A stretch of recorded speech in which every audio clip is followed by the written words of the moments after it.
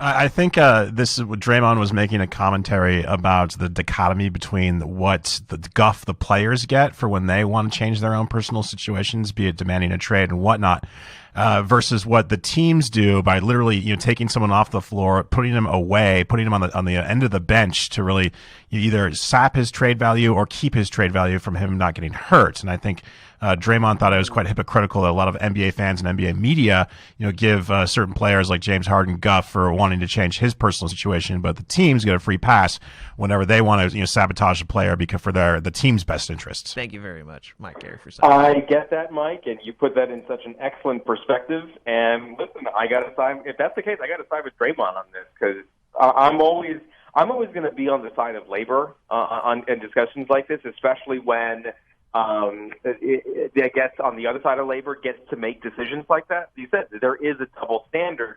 For some reason, the team is protected when they decide to force a player to sit, whether he wants to or not. But when a player wants to protect himself, either because of free agency or because of injury, he's given a lot of crap. Now, at the same time, I know that the Spurs in particular, but a lot of teams get a guff from fans and from the front office of the league when they want to rest players for the playoffs, right? Load management. That was the phrase that became. It was a joke, and then it turned into like an actual legitimate phrase that people would use to describe resting for the playoffs.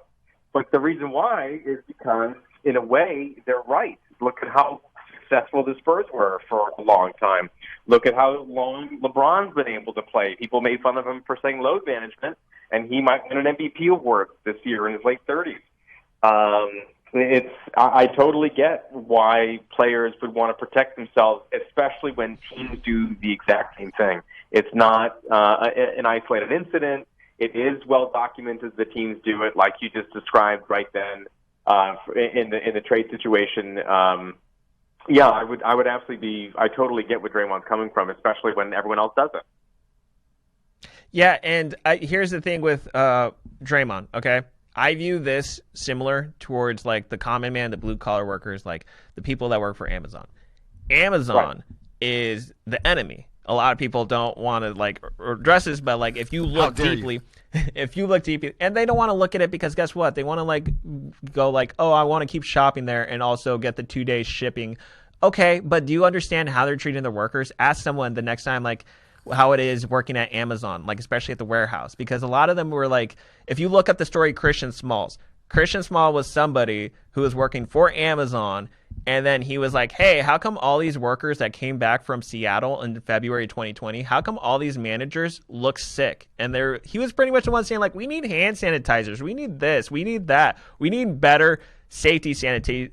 And rather than HR and Amazon taking that complaint seriously, they were like, let's fire him. And also with Washington Post, they were like, let's try to defame him. So like they were trying to do things that were like totally uncalled for rather than fixing the situation with the billions of dollars that they had.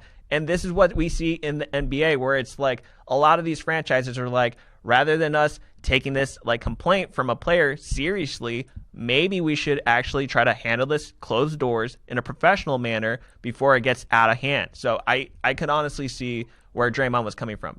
Is there going to be an occasional wild card like a James Harden? Of course, but at the same time, there's not always going to be a league filled with James Hardens.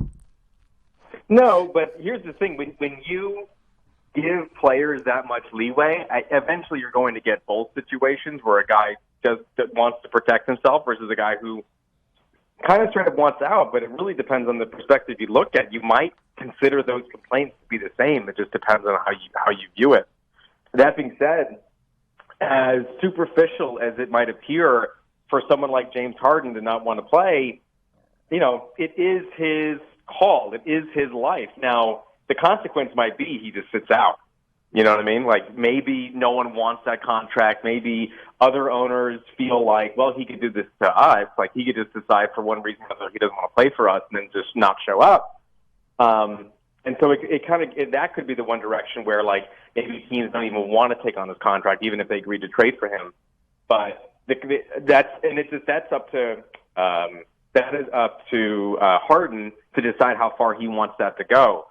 But if people want to control their lives in that regard, is there anything stopping Like, for example, in the Harden example, is there anything stopping him from showing up? Like, can he be taken to claims court or some kind of court for not showing up to play? I mean, wouldn't just the result is they just don't pay him? You would have to go into the contract, like especially like if it's like, okay, if they don't show up for X amount of practices, if they don't show up, like from what I understand, Deshaun Watson could get seriously fined if he doesn't show up in suit for the Houston Texans. So I'm not sure if it's the same type of situation contractually between the NBA and the NFL. I believe it's built into the CBA because remember, we watched The Last Dance. What's happened to Scottie Pippen, where Scottie Pippen, sat out multiple games, requested a trade, and then eventually came back because they were going to start fining him if he didn't come back.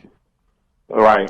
And they probably have changed it, so they updated it because, like, I would imagine an owner does not want to have another Scottie Pippen on their hands. Like they would probably cut that off way sooner.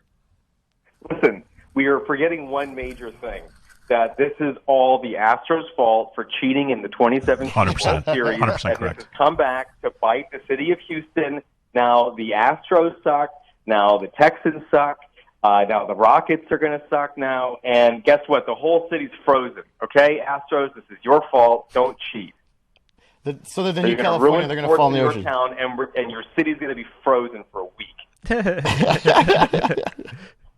Thank you for making that point, Adam.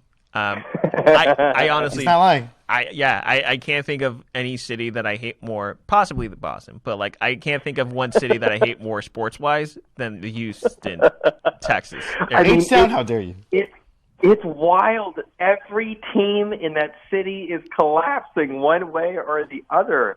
It's crazy. Although I have to say, oddly enough, the Astros might be the best set of team for like right now. In terms of like where the other teams sit, and just the fact that the city is like a frozen rock right now.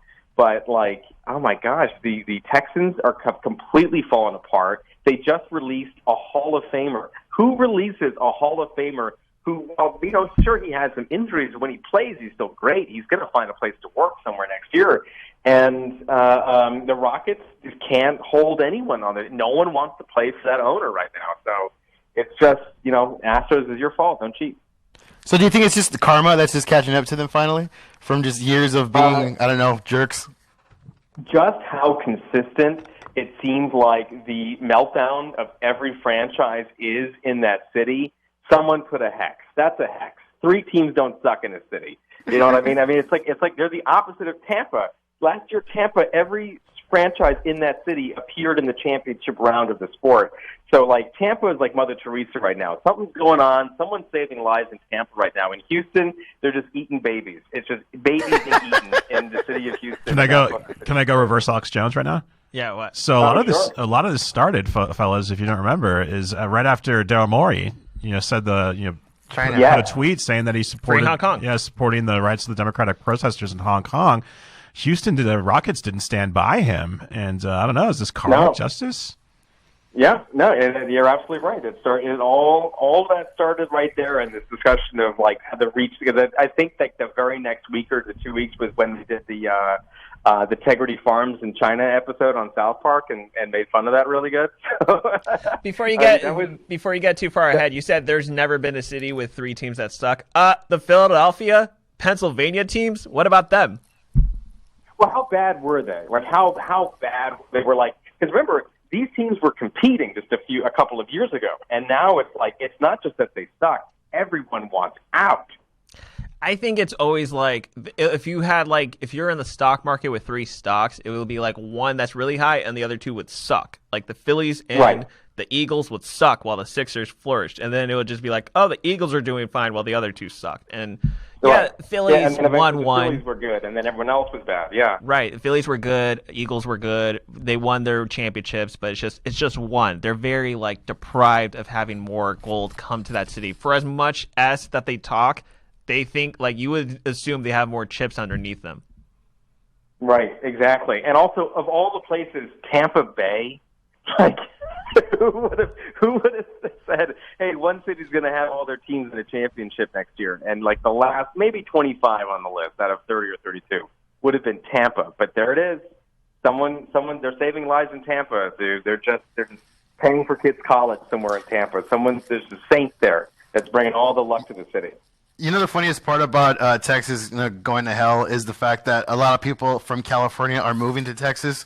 The best part about it is that those people weren't even from California, so it's just like we're just like sending over our trash, I guess, over to Texas. So, but let me open the invitation to all the Houston strippers. Please come down. North Hollywood's nice and empty. We could find a shack for you here in beautiful California. So this is just an open invite to any of the strippers of Texas to move down to California now.